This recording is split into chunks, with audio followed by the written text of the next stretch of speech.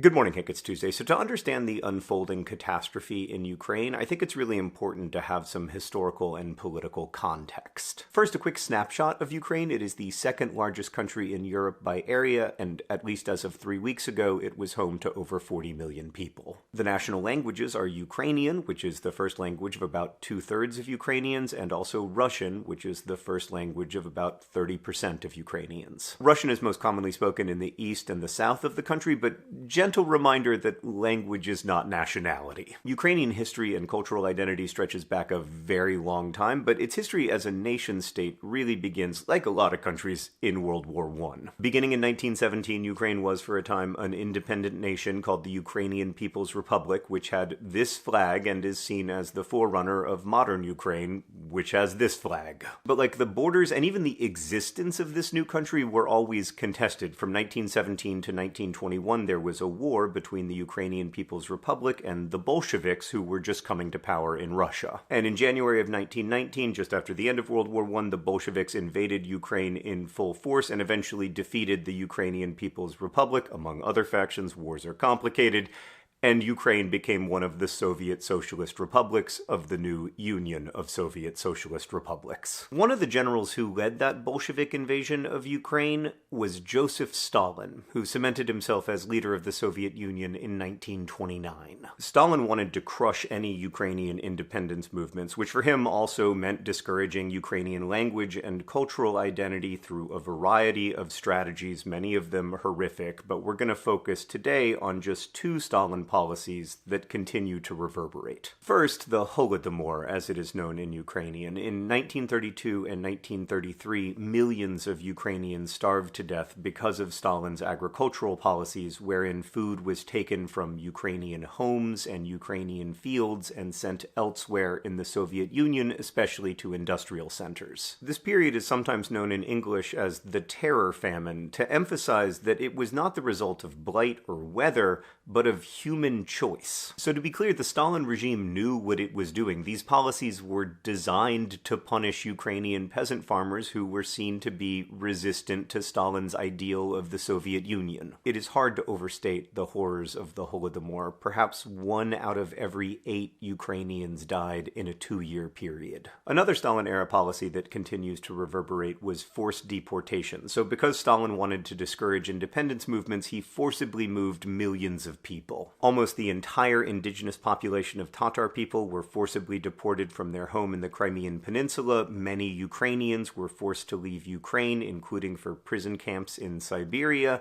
and many Russian people were moved against their will to various areas of the Soviet Union as well, including Ukraine. This had a significant, lasting effect on the ethnic, cultural, and linguistic makeup of a huge swath of Eurasia, from Lithuania to Kazakhstan. And it's worth noting that many Ukrainians today feel there are parallels between that Stalin-era policy and what the Putin regime is doing in Ukraine right now. So Putin has repeatedly attacked these humanitarian corridors people are trying to set up to allow safe passage of civilians from besieged cities into Western Ukraine or other countries in Europe, but Putin has said, I will guarantee your safety if you come to Russia, basically saying you can't stay safely in Ukraine and you can't go west, but you can come to Russia, which feels to a lot of people fairly close to forced movement. Okay, let's move ahead to 1991, when the Soviet Union is breaking up. Ukraine holds a referendum to vote on whether to become an independent nation,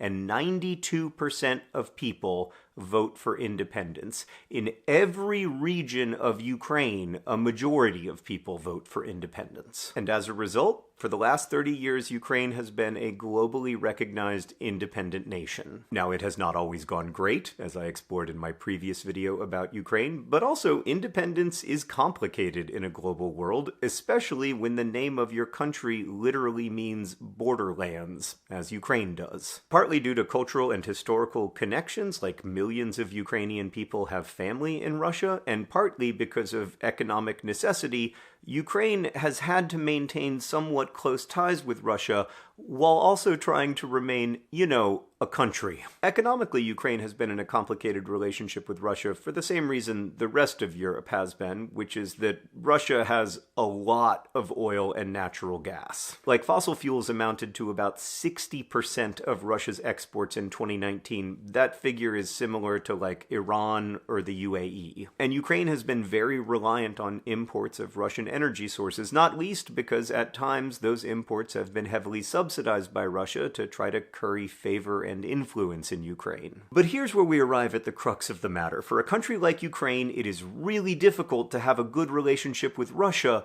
because Russia's leader, Vladimir Putin, has long maintained that Ukraine should never have existed. I said earlier that for the last 30 years, Ukraine has been a globally recognized independent nation, but I realize now that's not quite true, because there is one place where Ukraine is not recognized as an independent nation, which is inside of Vladimir Putin's head. Putin, who has directly or indirectly been the leader of Russia for over 20 years, does not view Ukraine as a legitimate nation. And that's not like an accusation, it's a statement of fact. Putin has written repeatedly that he believes Ukraine is lacking in real statehood and that Ukraine was created entirely by Russia. He thinks all Ukrainians should speak Russian and understand themselves to be part of what has historically been Russian land. So despite whatever the talking points are in Putin-friendly media, Putin himself has repeatedly acknowledged exactly what this war is about. He does not believe Ukraine is a legitimate nation, and he believes, quote, the true sovereignty of Ukraine is possible only in partnership with Russia. This is certainly not about, as some have claimed, the protection of Ukrainians who speak Russian as their first language. In fact, in the first 2 weeks of the war, thousands of such civilians have been killed by Putin's regime. It is not about denazification of Ukraine, a nation with a democratically elected Jewish president. And while I don't doubt that Putin feels pressure from the NATO military alliance, and I don't want to minimize the complexities there,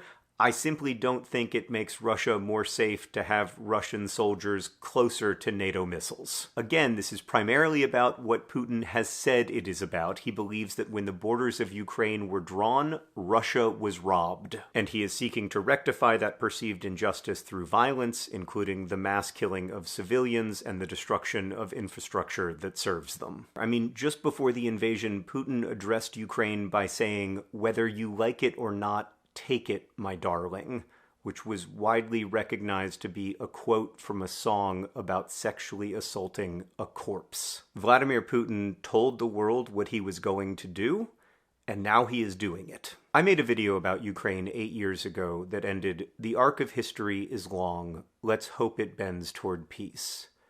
That was tragically naive. I don't know how this war will end, only that it has already caused tremendous suffering. Less than 3 weeks into the Putin regime's invasion of Ukraine, millions of people have been forced to flee their homes, and thousands have been killed, including many children. I hope there is some way forward other than more suffering, but I don't know what it is. What I do know is that no war will crush Ukrainian identity or language. When I made a TikTok about Ukraine recently, a young person commented, "As a Ukrainian, I would like to add one thing that I recently understood myself.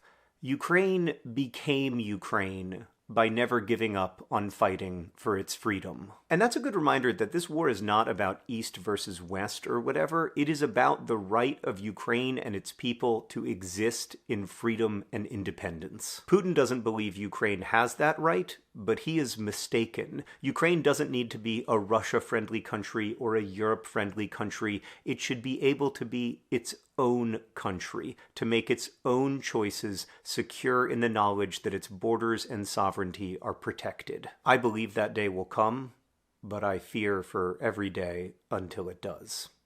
Hank, I'll see you on Friday.